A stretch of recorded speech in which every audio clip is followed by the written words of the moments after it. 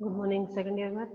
आपके जो है हम लोग पेपर 2 और उसकी जो है यूनिट 3 जिसमें जो है आज हम लोग जो है चैप्टर स्टार्ट करेंगे यहाँ पे कि एनवी कोटि की यथार्थ रैखिक अवकल समीकरण यानी कि exact linear differential equation of nth order. ठीक है, नया चैप्टर क्योंकि मैंने जो है प्राचल विचरण विधि के जो है काफी सारे क्वेश्चन आपको करवा दिए हैं। ठीक है, तो आज जो है हम लोग ये करेंगे। ये भी बहुत आसानी है। आपने जो है प्रथम क्रम यानी कि प्रथम कोटि की प्रथम कोटि यानी कि इसको क्रम भी बोलते हैं, क्रम तथा प्रथम घात की रैखिक अवकल समीकरण M D x plus N T Y is equal to 0। ये आपने इस बारे में पढ़ाई है। ठीक है, M D x plus N D Y 0 रूप की अवकल समीकरण यथार्थ होती है। कब होती है? यथार्थ होती है। ये पहले जो है आपके यूनिट से है। यथार्थ होती है यदि del m upon del y और del n upon del x हो। ठीक है, del m upon del y और del n upon del x हो। तो ये जो है इस रैखिक अवकल समीकरण के बारे में जो है आप अच्छी तरह से पढ़ चुके हो। ठीक है, अच्छी तरह से पढ़ चुके हो। तो यहाँ पे जो है क्या बोलते हैं कि एनवी कोटि की यानी कि जिसका ऑर्डर जो है वो एन है, ऐसे समीकरण के बारे में हमको पढ़ना है। और ये जो है इसका पता है हल क्या होता था? हल ये होता था कि एम डी एक्स वाई अचर प्लस इंटीग्रेशन के अंदर N minus del upon del Y integration M D X और डी वाई, और ये हो जाता इज इक्वल टू यहाँ पे अचर। ठीक है, ये हो जाता अचर। तो ये क्या है? प्रथम कोटि। हमें कौन सी पढ़नी है यहाँ पे?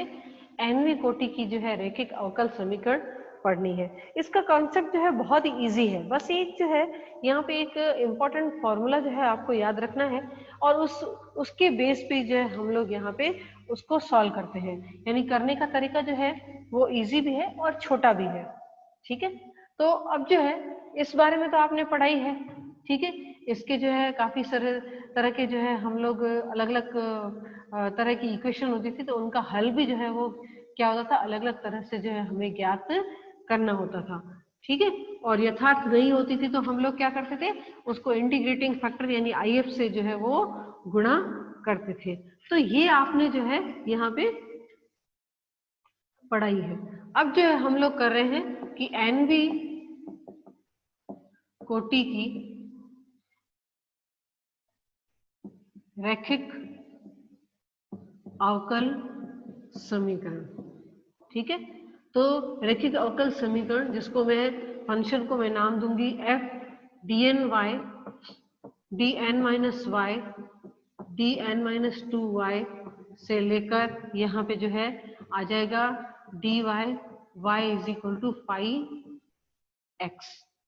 ठीक है, तो यह जो है एनवी कोटि की यथार्थ अवकल समीकरण जो है कहलाती है। ठीक है, एनवी कोटि की एनवी कोटि की यथार्थ क्या बोलते हैं? यथातथ भी बोलते हैं, पता है? ये यथातथ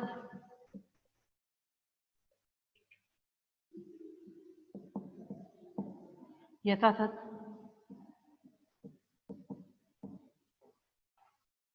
कहलाती है।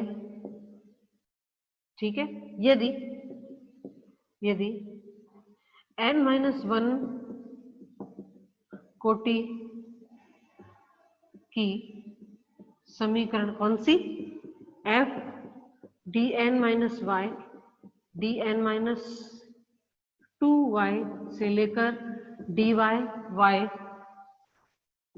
Is equal to 5x d x plus c. ठीक है, यह जो है एनवी कोटि की यथार्थ या यथातथ अवकल समीकरण कहलाती है यदि n माइनस कोटि की जो है समीकरण, इसका रूप की समीकरण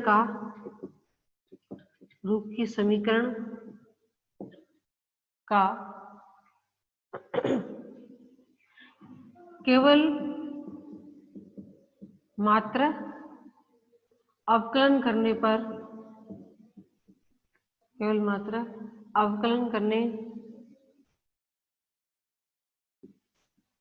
कर प्राप्त की जा सके, यानी कि क्या होगा, प्राप्त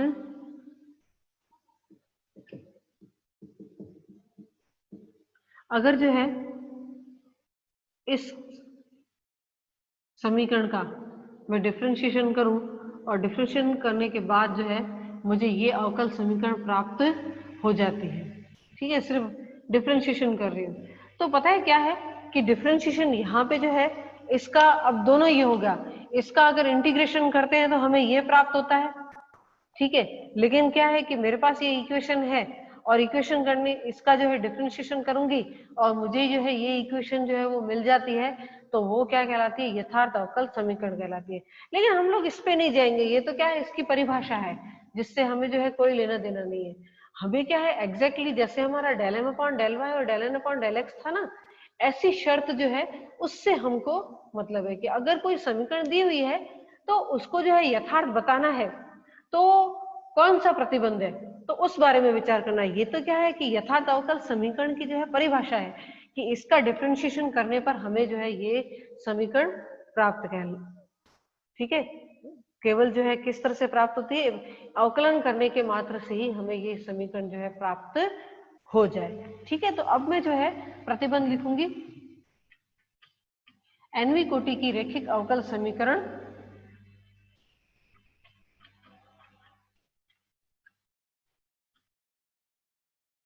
की यथार्थता का, लिख देती हूँ, समीकरण की यथार्थता का प्रतिबंध। ठीक है, यथार्थता का प्रतिबंध, तो वो प्रतिबंध जो है वो क्या है कि माना nवीं कोटि की रैखिक अवकल समीकरण nवीं कोटि की रैखिक अवकल समीकरण ये है। देखिए अब क्या था, मैंने f में लिखा था, अब मैं f में नहीं लिखूंगी, मैं क्या करूंगी कि उसके साथ जो है ये p0 dn y, p1 dn minus y plus p2 dn minus 2y से लेकर एंड सो ऑन, ये हो जाएगा यहाँ पे pny is equal to 5x। ठीक है, pny is equal to 5x, जहां p0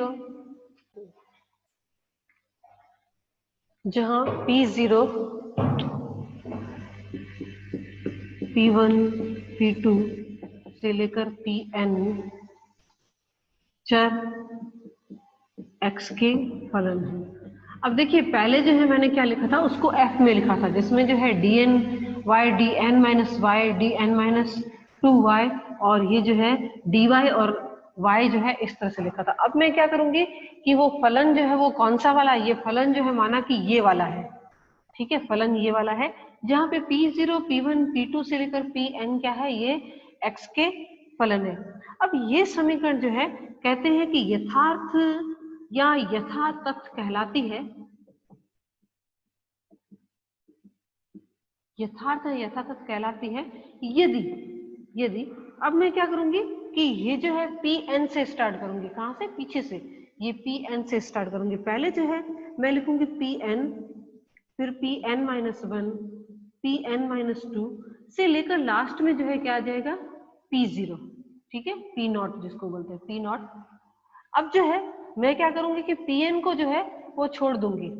ठीक है, और बाकी जो है इसमें क्या करूंगी, पहले जो है प्लस माइनस अल्टरनेट जो है पद को जो है मैं क्या करूंगी प्लस माइनस चिन्ह लगा दूंगी और लास्ट में जो है -1 की पावर जो है n रख दूंगी कि जिससे जो है n की संख्या जो है कौन सी होती है, अगर सम विषम के हिसाब से जो है प्लस और माइनस 1 जो है वो आते रहेंगे, ठीक है।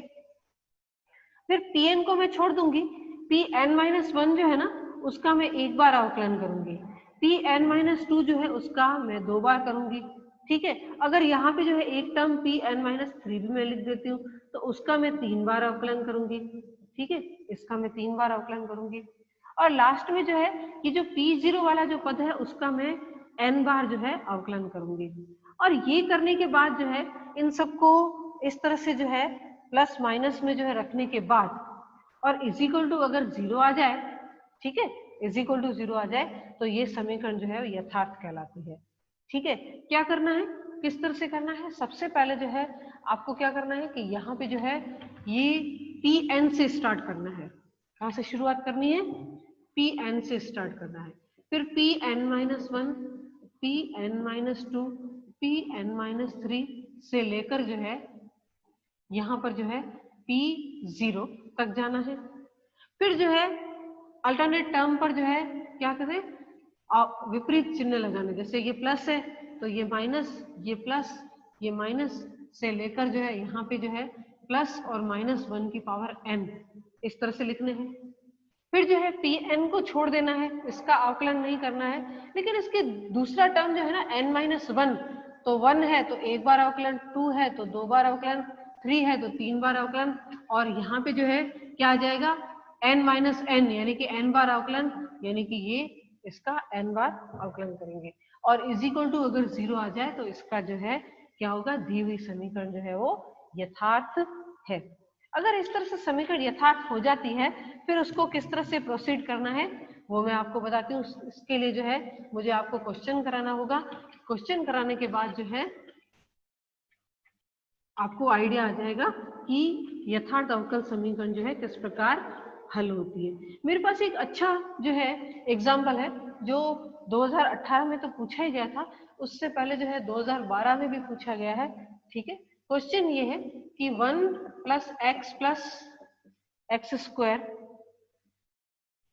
d3y dx cube plus 3 + 6x d2y dx2 और प्लस 6 dy/dx और यहाँ पे इज इक्वल टू 0। अब इज इक्वल टू 0 हो भी सकता है, यहाँ कुछ फलन भी हो सकता है, ठीक है। तो इसकी कोटि कितनी है, 3, ठीक है, इसकी कोटि कितनी है, ये जो है थर्ड ऑर्डर की जो है आपकी डिफरेंशियल इक्वेशन है। तो सबसे पहले जो है इसमें P0 जो है वो क्या है, P1 क्या है, P2 क्या है वो लिख लेते हैं। तो ये है 1 + x स्क्वायर है, ये है 3 + 6x है, और यहाँ पे जो है ये P2 क्या है, यहाँ पे 6 ओनली, ठीक है।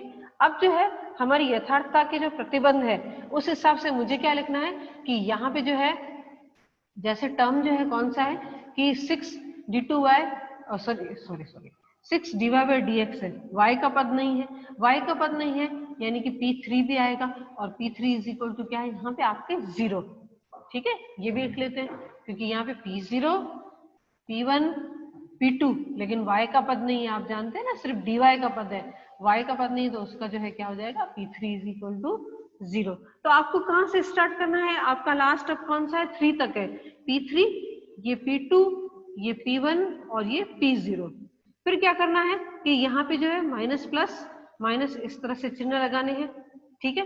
फिर इसका एक बार अवकलन, इसका 2 बार अवकलन और इसका कितना आ जाएगा 3 बार अवकलन। चलिए लिख लेते हैं। सबसे P3 जो है वो क्या है 0, चलिए 0 लिख दिया। फिर P2 क्या है, यहाँ पे 6 है तो उसका एक बार अवकलन करेंगे तो 0 आ जाएगा।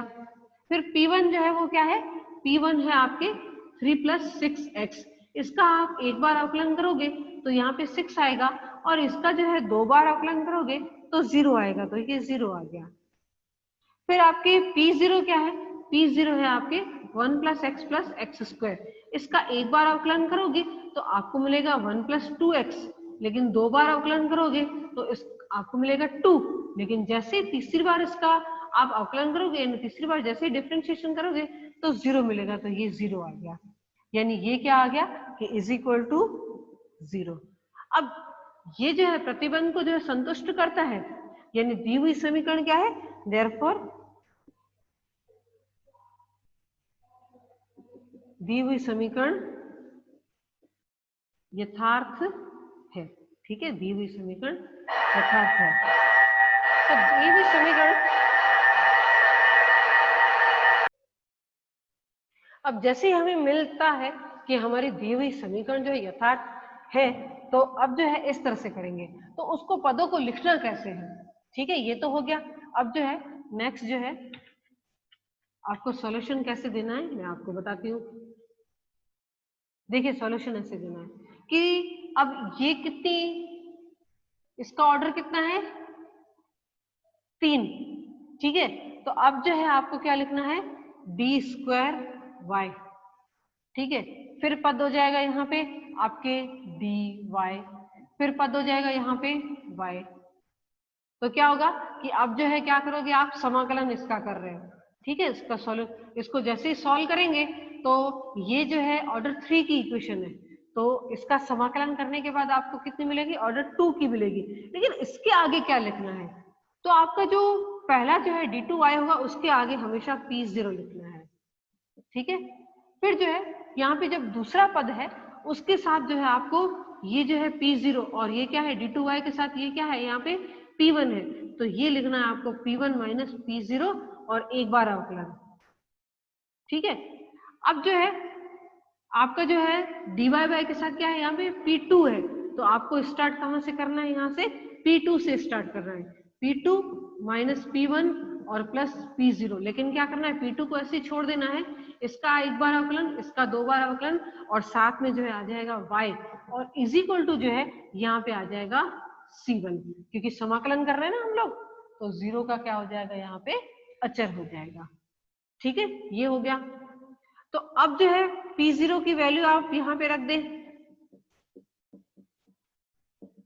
फिर जो है p1 क्या है आपका, p1 आपका ये है क्या है 3 + 6x और p0 क्या है 1 + x + x², जिसका अगर एक बार अवकलन करोगे तो -1 - 2x और ये dy आ जाएगा, ठीक है।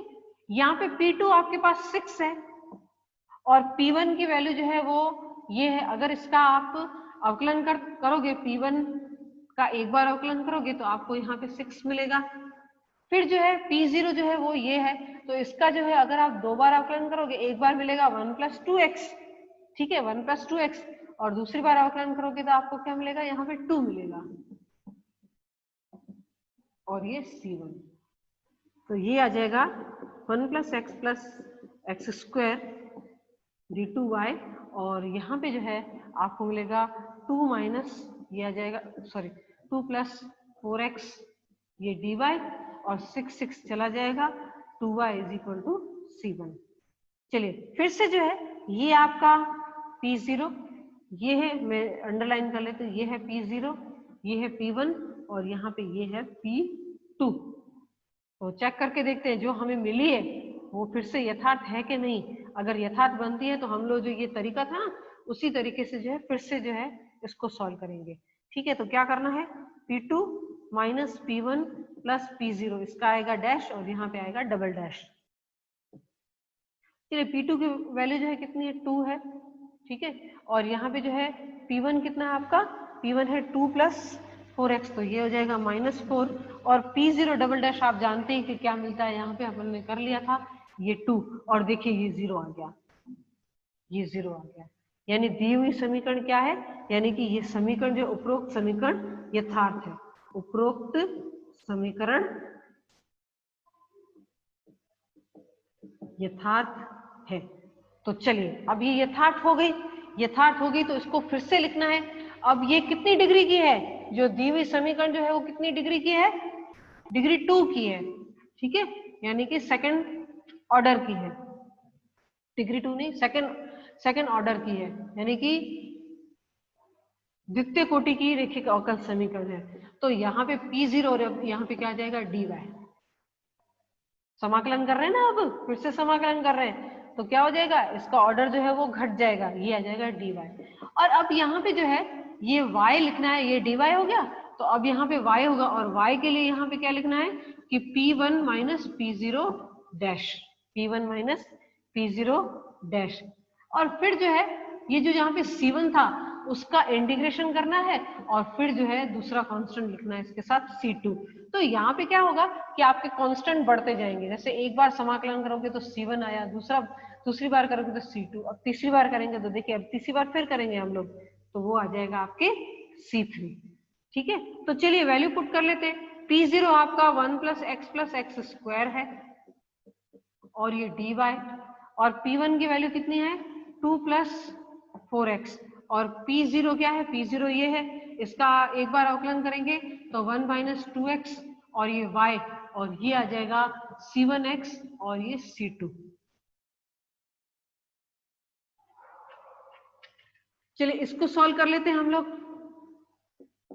1 + x स्क्वायर और dy, और यहाँ पे आ जाएगा 1 + 2x y और ये C1x + C2।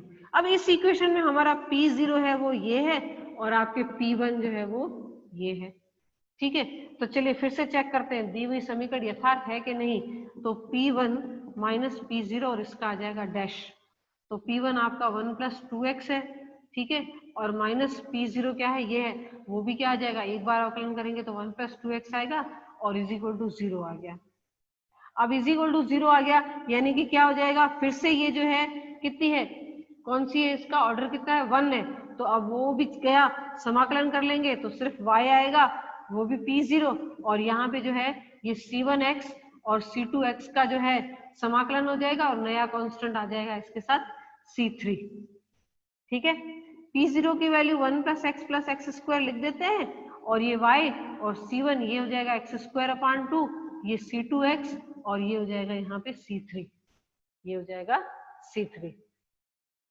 तो देखिए किस तरह से जो है बार बार जब हम लोग जाते हैं तो P0 तो अपनी जगह पे ही बैठा है, जिस भी इक्वेशन में हमको, जैसे ही हम लोग नेक्स्ट इक्वेशन लिखते हैं समाकलन करने के बाद लिखते हैं तो P0 अपनी जगह पे बैठा है, और बाकी जो है dy और y के पद जो है वो चेंज हो रहे हैं। और किस तरह से चेंज हो रहे हैं, उसके लिए प्रतिबंध कौन सा है, प्रतिबंध वही वाला, कौन सा, कि Pn -1 dash plus Pn -2 double dash. ठीक है, Pn -2 डबल डैश से लेकर जो है यहाँ पे क्या आ जाएगा आपके P0 और -1 की पावर n और P0 और उसका जो है कितनी बार अवकलन करते हैं, n बार। तो इसी में से जो है जैसे जैसे n दिया हुआ है उस हिसाब से जो है इन पदों के बीच में देखिए इस तरह से लिखते हैं, यहाँ पे लिखा, इससे पहले वाली इक्वेशन में भी हमने लिखा, और भी क्वेश्चन करूंगी जैसे आपको जो है बहुत अच्छी तरह से आइडिया आ जाएगा, और मैं आपको फॉर्मूला भी जो है यहीं पे आपको याद करा दूंगी कि जिससे जो है आपको प्रॉब्लम न हो। ठीक है, प्रॉब्लम न हो, तो बाकी जो है हम लोग नेक्स्ट क्लास में करेंगे।